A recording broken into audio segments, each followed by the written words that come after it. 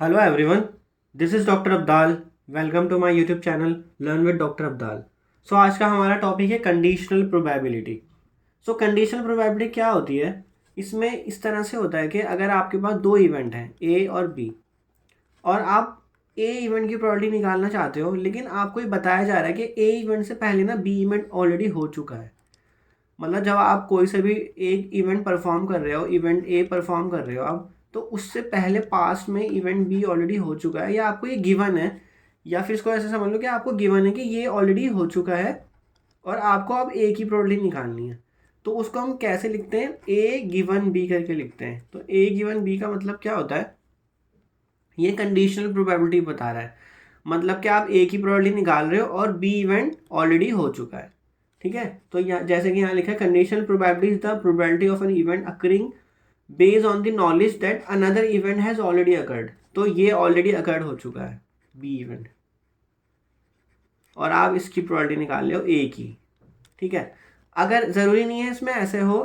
ए given B का मतलब है कि हम हमेशा बी को जो डिनोट करते हैं वो इस तरह से डिनोट करते हैं कि वो ऑलरेडी हो चुका है। अगर बी गिवन ए भी लिख दूँ तो इसका मतलब है कि बी इवेंट की आप प्रोबेबिलिटी निकाल रहे हो और ए इवेंट ऑलरेडी हो चुका है। और इसमें ये देखना है जो स्लैश के बाद लिखा है आपके पास ए या बी, जो भी स्लैश के बाद लिखा है वो इवेंट ऑलरेडी हो चुका होगा। सो जैसे कि प्रोबेबिलिटी ऑफ बी गिवन ए निकाल रहे हो आप, मतलब बी की प्रोबेबिलिटी निकालना चाहते हो और ए ऑलरेडी हो चुका है, तो probability of B given is A intersection B, probability of A intersection B divide by probability of A. तो ये इसका मेन फॉर्मूला बन गया। तो इसमें याद रखने का तरीका क्या है? अगर आप बी गिवन ए की प्रोबेबिलिटी निकाल रहे हो तो यहाँ पे निकाल लो ए इंटरसेक्शन बी की, मतलब ए और बी दोनों एक साथ अकर कर रहे हैं, इनकी प्रोबेबिलिटी क्या होगी? ए इंटरसेक्शन का मतलब ये होता है ना, A and B, A and B जो दोनों अकर कर रहे हैं इवेंट, उनकी प्रोबेबिलिटी क्या होगी? डिवाइड बाई जो ऑलरेडी हो चुका है। तो ऑलरेडी जो हो चुका है वो जो स्लैश के बाद लिखा है उसकी प्रोबेबिलिटी से आप डिवाइड करोगे। और अगर यही रिवर्स कर दो, ए गिवन बी कर दो, तो ऊपर ए इंटरसेक्शन बी तो आना ही आना है, क्योंकि आपको ए और बी जो दोनों के साथ में इवेंट हो रहे हैं उनकी प्रोबेबिलिटी क्या है, और जो इवेंट ऑलरेडी हो चुका है, यहाँ पे बी इवेंट ऑलरेडी हो चुका है, तो उसकी प्रोबेबिलिटी क्या होगी। और आप ये ऑलरेडी जानते हो कि प्रोबेबिलिटी का एग्जाम क्या कहता है कि प्रोबेबिलिटी हमेशा 0 और 1 के बीच लाई करती है। तो डिनोमिनेटर कभी भी इन केसेस में 0 नहीं हो सकता। अगर आप ये वाला फॉर्मूला अप्लाई करो बी गिवन ए का फॉर्मूला, तो इसमें प्रोबेबिलिटी ऑफ ए जो है वो 0 नहीं हो सकती। इसका मतलब वो प्रोबेबिलिटी ऑफ ए हमेशा पॉजिटिव ही रहेगी उस केस में। अगर जो आपको गिवन दे रहा है कि ये ऑलरेडी हो चुका है, तो ऑब्वियसली उसकी कुछ प्रोबेबिलिटी होगी। ऐसा नहीं है कि प्रोबेबिलिटी 0 है, वो इसका अगर 0 है तो इसका मतलब वो इवेंट हुआ ही नहीं है, या वो ऐसा इवेंट एग्जिस्ट ही नहीं करता। आप प्रोबेबिलिटी ऑफ एम्प्टी सेट निकालोगे तो उसकी तो 0 ही आएगी ना। तो ऐसे इवेंट की बात कर रहे हैं जिसकी प्रोबेबिलिटी कुछ आ रही है, नॉन ज़ीरो है। और नेगेटिव की तो बात ही नहीं कर सकते, प्रोबेबिलिटी नेगेटिव कभी होती नहीं। और जब आप probability of A given B निकाल रहे हो तो प्रोबेबिलिटी ऑफ बी वो पॉजिटिव होनी चाहिए। तो जिसको आप गिवन में कर रहे हो ना, उसकी प्रोबेबिलिटी हमेशा कुछ ना कुछ एग्जिस्ट करनी चाहिए पॉजिटिव। सो नेक्स्ट हम क्वेश्चन देखते हैं कंडीशनल प्रोबेबिलिटी पे। So probability of a student passing in science is 4/5 and the student passing in both science and maths is 1/2। ठीक है, तो हम प्रोबेबिलिटी ऑफ इस तरह से लिख लेते हैं, साइंस में पास होने की प्रोबेबिलिटी 4/5 है एंड मैथ्स में पास होने की प्रोबेबिलिटी 1/2 है। तो student passing in maths knowing that he pass in science. अच्छा, मैथ्स और साइंस में पास होने की प्रोबेबिलिटी आपको दे रखी है, science and maths in both, तो 1/2 है। तो आपसे क्या पूछा जा रहा है यहाँ पे? अब मेन क्वेश्चन यहीं से बिल्ड होता है, जो what is the probability of that student passing in maths. तो probability of passing in maths निकालनी है नोइंग। सो नोइंग का मतलब है ये आपको गिवन है that he pass in science. तो पास इन साइंस मतलब क्या? आपको गिवन है कि वो साइंस में पास है बच्चा, और उसके बाद वो मैथ्स में पास होने की प्रोबेबिलिटी क्या होगी स्टूडेंट्स की। तो फॉर्मूला कैसे बनता है? एम इंटरसेक्शन एस हो जाएगा। प्रोबेबिलिटी ऑफ दोनों के अकर होने की प्रोबेबिलिटी क्या होगी? Divide by probability of science, क्योंकि वो गिवन है कि वो साइंस में पास है स्टूडेंट। तो एम इंटरसेक्शन एस 1/2 है और साइंस में क्या है? 4/5 है। तो सिंपल हो गया क्वेश्चन अब ये, 4/5 सॉरी 5/4। ठीक है, 5/8 आंसर आ जाएगा इसका। सो नेक्स्ट क्वेश्चन देखते हैं, find the probability that a single toss of a die will result in a number less than 4। तो single toss of a die will result in a number less than 4। तो आपके पास अब event बनाने, उसके बाद नीचे क्या दे रहा है, ए पार्ट में no other information is given and it is given that the toss resulted in an odd number. तो सबसे पहले ए पार्ट पे फोकस करते हैं, या ए से भी पहले हम इवेंट बना लेते हैं। तो एक इवेंट है ए, डाई पे क्या आ रहा है, नंबर लेस देन 4। तो ए इवेंट में मतलब क्या क्या आ गया, 1 2 और 3 आ गया। ठीक है, अब ए पार्ट में पूछ रहा है no other information is given, मतलब कुछ भी नहीं गिवन है, तो आपको प्रोबेबिलिटी निकालनी है। Find the probability of a single toss that the of a toss of a die will result in a number less than 4। तो प्रोबेबिलिटी ऑफ ए आ जाएगा आपका, कितने फेवरेबल बन गए आपके, इनमें कितने हैं आउटकम्स, 3। तो 3/6 टोटल कितने होते टाइम है 6। अब नेक्स्ट देखते हैं। नेक्स्ट बोला it is given that the toss resulted in an odd number. So आपको एक और इवेंट डिफाइन करना पड़ेगा, क्योंकि गिवन है यहाँ पे आपको ये, तो गिवन में चला जाएगा वो। हम जब कंडीशनल प्रोबेबिलिटी निकालते हैं तो result toss resulted in N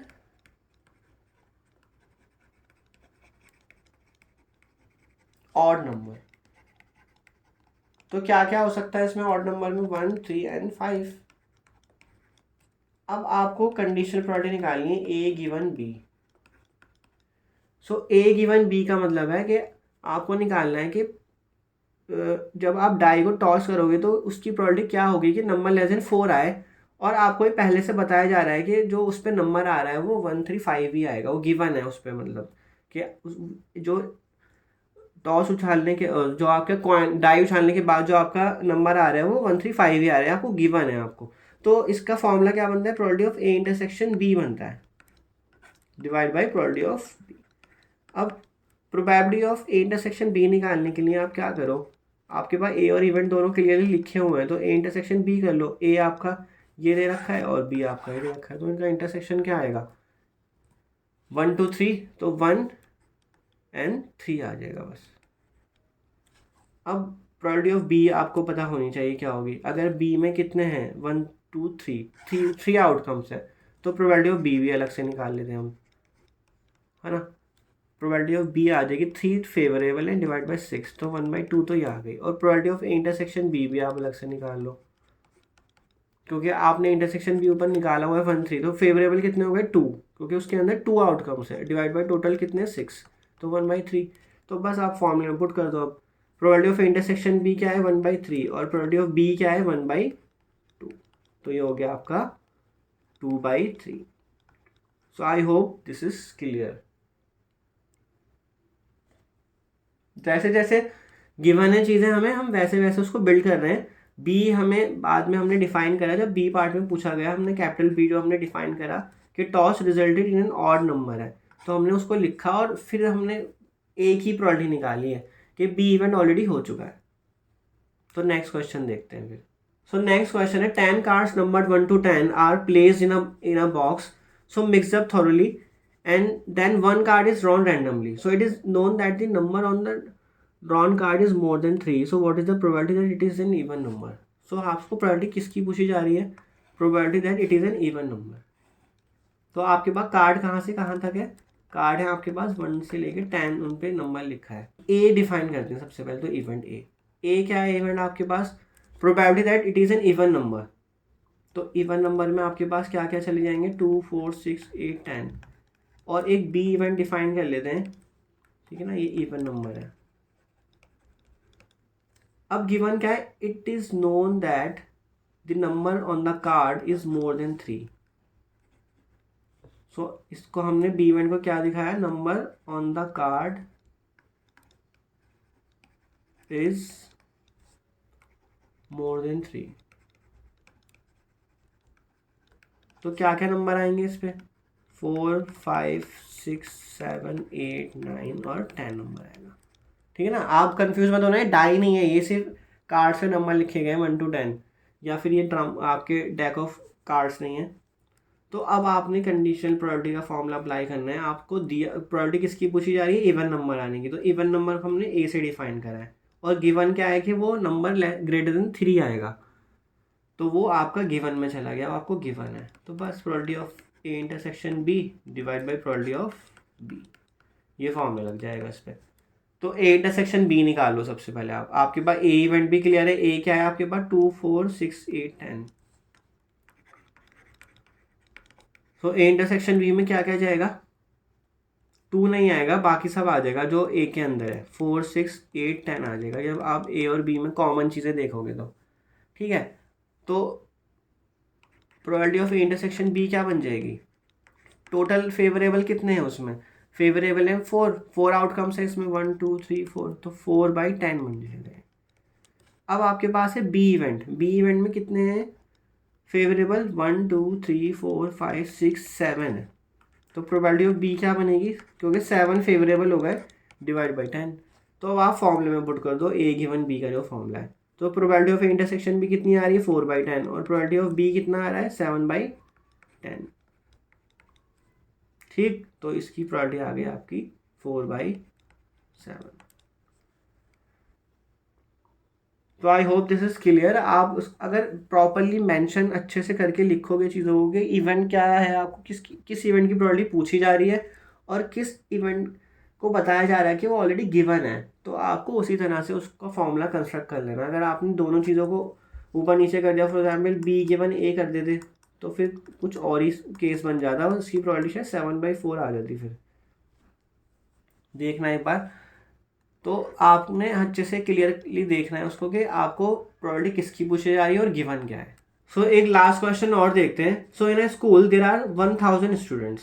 ठीक है, तो टोटल स्टूडेंट है आपके पास 1000, out of which 430 are girls. So girls कितनी है हमारे पास 430। So it is known that out of 430 10% of the girls study in class 12।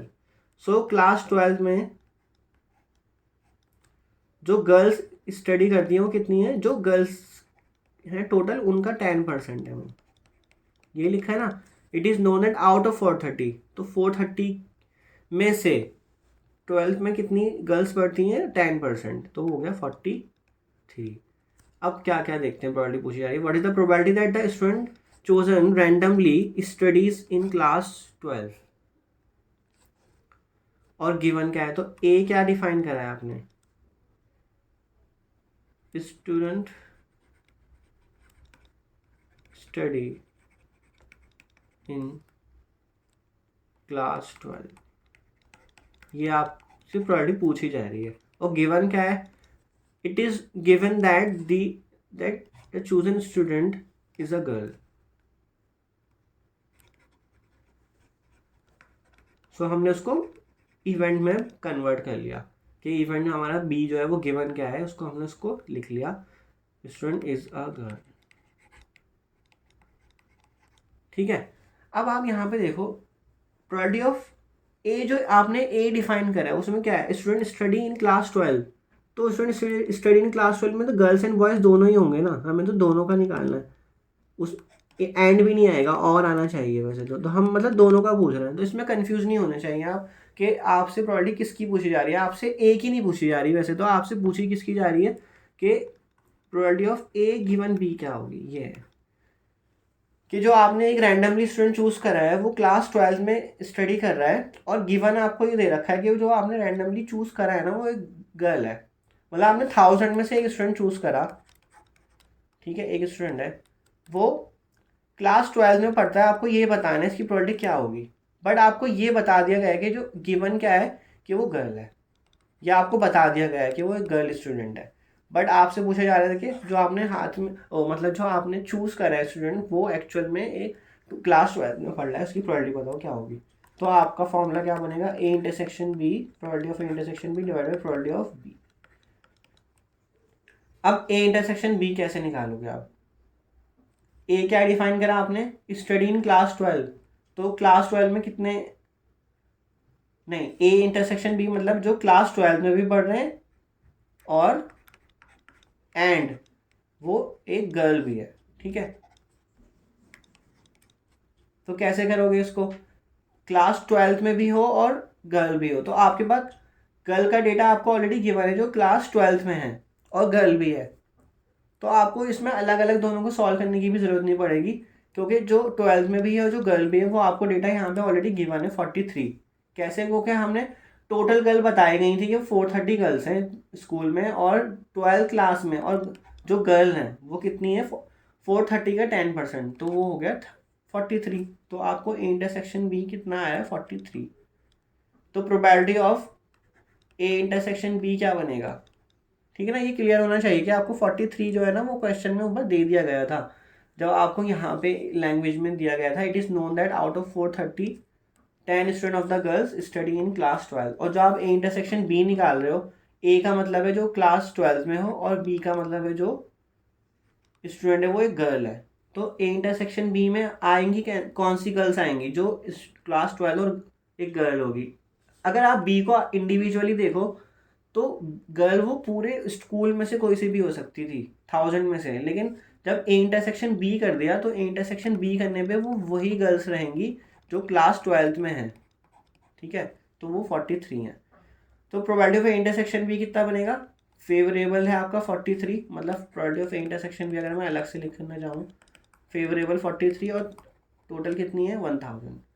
और प्रोबेबिलिटी ऑफ बी कैसे निकालोगे, बी कितना है, chosen student is a girl, तो गर्ल कितनी है आपके पास टोटल स्कूल में 430 है, तो divide by 1000।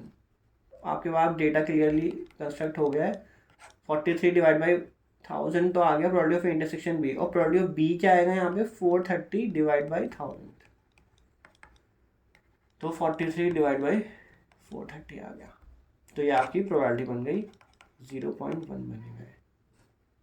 So I hope this is clear कि आपने इंटरसेक्शन जब आप निकाल लेते हैं इंटरसेक्शन बी में, वो डेटा आपको ऑलरेडी क्वेश्चन में गिवन था, तो आपको इंटरसेक्शन करने में कोई दिक्कत नहीं आएगी क्योंकि डेटा आपको क्वेश्चन में क्लियरली गिवन है। सो आई होप आपको कंडीशनल प्रोबेबिलिटी का टॉपिक समझ आया होगा कि कंडीशनल प्रोबेबिलिटी कैसे निकाली जाती है। और इससे पहले भी मैंने डिपेंडेंट के केस में, जो मैंने इससे पहले वीडियो बनाई थी लॉ ऑफ मल्टीप्लिकेशन, तो उसमें मैंने इंडिपेंडेंट और डिपेंडेंट का केस बताया था। तो डिपेंडेंट के केस में भी आपके पास यही इसी तरह का केस आता था जहाँ पे कंडीशंस आ जाती थी, कंडीशनल प्रोबेबिलिटी हम यूज़ करते थे उसमें। लेकिन क्वेश्चन को अलग तरीके से करा जाता था, उसमें क्या करा जाता था, आपसे probability of A intersection B पूछी जाती थी, ठीक है। तो आपको क्या होता था, प्रोबेबिलिटी ऑफ ए निकालते थे आप, और प्रोबेबिलिटी ऑफ, क्योंकि ए इवेंट हो गया तो बी गिवन ए निकालते थे, इस तरह से निकालते थे।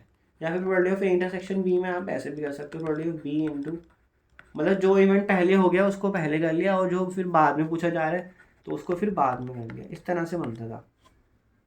तो अगर आप इसको वापस से डिनोमिनेटर में ले जाओ, प्रोबेबिलिटी ऑफ ए को यहाँ डिनोमिनेटर में ले जाओ नीचे इसके, तो ये बनेगा फॉर्मूला वही, प्रोबेबिलिटी ऑफ बी गिवन ए आपने जो राइट हैंड साइड पे था वो लिखा, और प्रोबेबिलिटी ऑफ ए को डिनोमिनेटर में ले गए, तो probability of A intersection B divide by probability of A. तो ये बना कंडीशन प्रोबेबिलिटी का ही फॉर्मूला, बट वहाँ पूछा कुछ और जाता था। जो आज हमने क्वेश्चन करे उसमें ये चीज़ पूछी जा रही है सीधा, ठीक है। और जो हमने प्रीवियस वीडियो में लॉ ऑफ मल्टीप्लिकेशन जो डिपेंडेंट का केस करा उसमें ये चीज़ पूछी जाती थी कि प्रोबेबिलिटी ऑफ इंटरसेक्शन भी क्या होगा, तो इसलिए वो फॉर्मूला अलग तरीके से अप्लाई हुआ, बट था वो भी कंडीशनल का ही केस।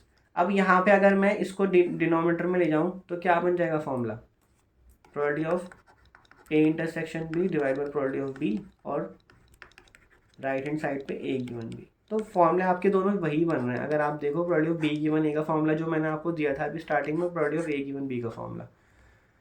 तो आई होप आपको ये क्लियर हो जाना चाहिए कि डिपेंडेंट का केस भी एक्चुअल में कंडीशनल प्रोबेबिलिटी का ही केस है, बट उसमें बस प्रोबेबिलिटी किसी और चीज़ की पूछी जा रही है, उसमें आपसे इंटरसेक्शन की प्रोबेबिलिटी पूछी जा रही थी, और यहाँ पे हमसे सीधा कंडीशनल की प्रोबेबिलिटी पूछ ली गई है। सो आई होप ये टॉपिक आपको क्लियर हो गया होगा। अगर नहीं भी हुआ है तो आप इसको और अच्छे से प्रैक्टिस करो और क्वेश्चंस लगाओ, उसके बाद फिर हम नेक्स्ट वीडियो में मिलते हैं। तो थैंक यू सो मच।